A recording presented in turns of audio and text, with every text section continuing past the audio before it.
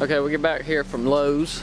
We got some white panel board, 1/8 inch.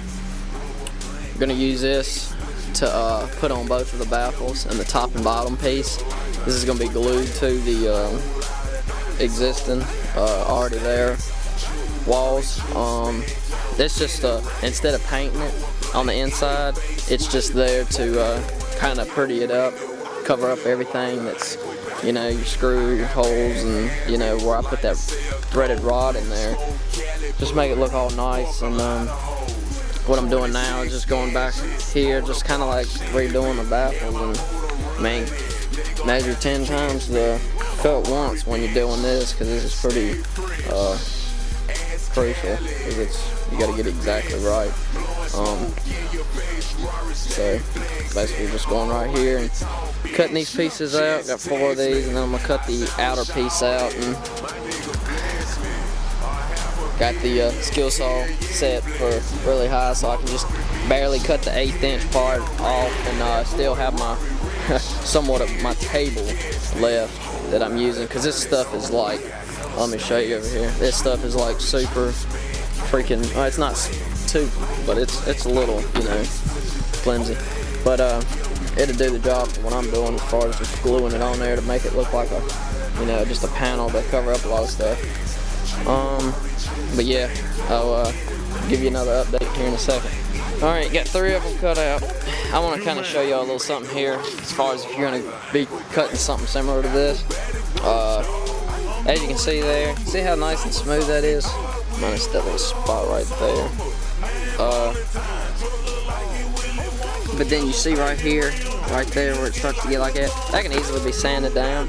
But that's where it, if it's flush sitting against another piece of wood and you're only cutting down an 1/8 inch, which, you know, it kind of saves you a table instead of cutting all the way through and ruining more bits. But if it's sitting flush like that, it'll give you that nice clean cut.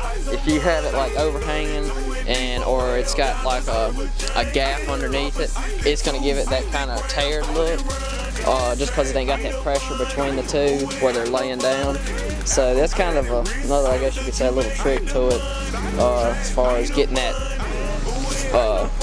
rough look, you know, from happening. But, you know, nothing like just a little bit of sandpaper here just to knock that down. Plus, I'll probably end up, you know, putting a little white in around that that first little outer layer where the birch, that one layer is anyway, just to kind of, you know, give it that nice cleaner look still, because I can't, it's going to show just a little bit, but we'll take care of that when I do that part. But alright then, alright, I know I was showing you the best way to trace it out when we cut them circles on the last video.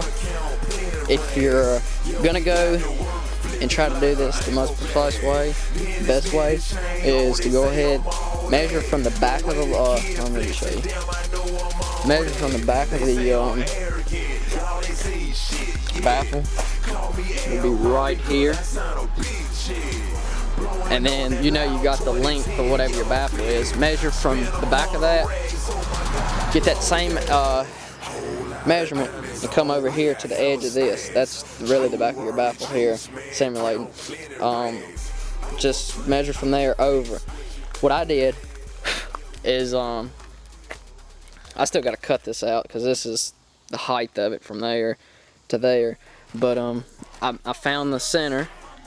Then I found the center of the center on both sides, so I know exactly the middle of each of the 15's. So that's one thing you can, that's going to be a given, and you know you're on the right axis. So basically, you're going to come over here, measure from there to there, because that's what you measured on the wall, or on the baffle, and that's going to be the edge of the start of the circle. And you're just going to measure to the outside of the circle that's already on the baffle. Alright, and then 15.75 is cut out for these subs for the outer diameter, not the cutout for the actual mountain. So you're going to take 15.75 divided by 2, and when you get that, you're gonna come over here and measure from that line all the way over here, and that's gonna find your center. And you're gonna do the same exact thing over here. It's gonna be more accurate this way.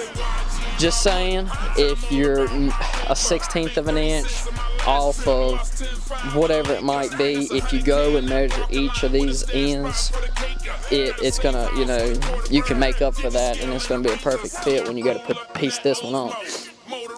So after that, you got these. Cut these out first before you go and try to figure out them. Because what you're gonna do, once you get that halfway, you got the outer dimension diameter of this circle. Now you go to this point, still on the center line. Then you go back to your baffle and you figure out from here over where the other circle starts. So you measure that, make the same exact measurement, mark it, do the same for the top, and same deal. Go from here, half of 15.75, mark it, and you're gonna find your center hole for that. Drill a hole right down through it, 1/8 inch drill bit. Put it down. What I'm using is just a little screwdriver here to you know, be my, I lost a little daggone piece that goes in there, but oh well, 1/8 inch, don't matter what you use as long as it does the job. As far as that goes, yeah, you just drill it, cut them out, cut the out, I gotta still cut the outside part out here, and you're good to go on that, and it should fit right up, and here in a second I'll show you. Alright, let's see here, we got some lag screws, lag bolts, whatever you want to call them.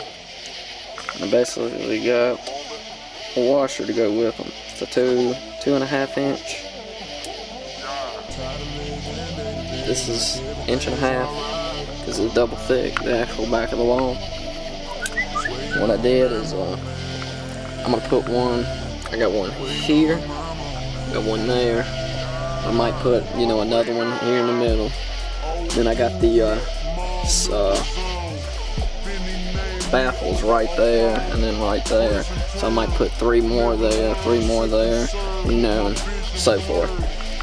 But basically what this is, instead of just screwing it with the regular screws, since it's removable, I can, well, hopefully it ain't gonna be removed much, but we're gonna, you know, just come in here and put them in. I got the washer on it, so it pulls up really tight, and where I got that little, I guess you could almost call it a little, with the weather stripping for sealing it, it'll pull up really tight. And what I'm gonna do with this drill bit and this one, the bit's just big enough for the basically the diameter without the threads on the screw. So what's gonna happen is it don't split the wood, but it still's got enough to screw into the wood and catch it with the threads. So as far as that goes on that, that's wrapped up. I'll go up here to the front. If I can get this around here. Might not, hold on, let's see.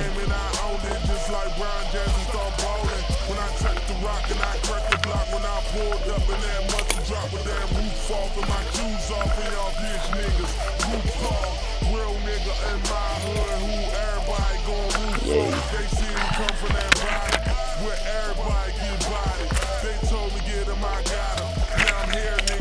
I don't know how much light that's gonna put on.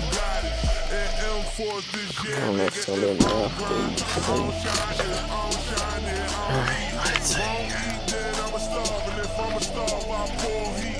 Alright, got the cell. All white everything. Let me see if I can get it in the front. Let me set this down for right here for 1 second.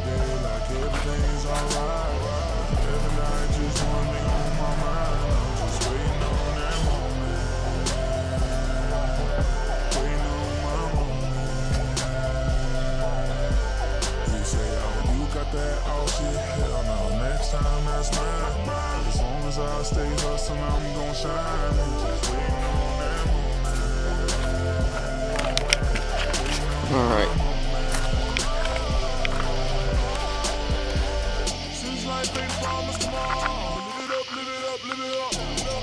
Got it back in there. Alright, now let's see if we can.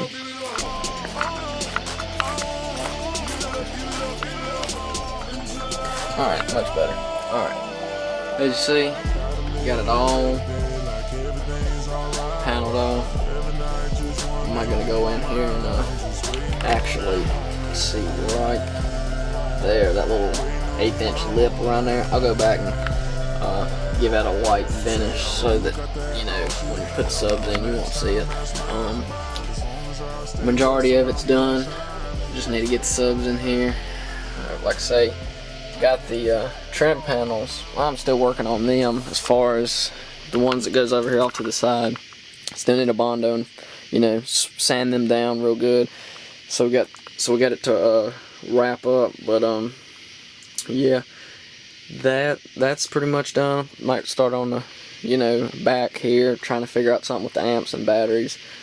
But I know a lot of y'all, you know, wanted to see a update vid of this, so here it is, and hopefully we'll get this thing playing here shortly. So just keep on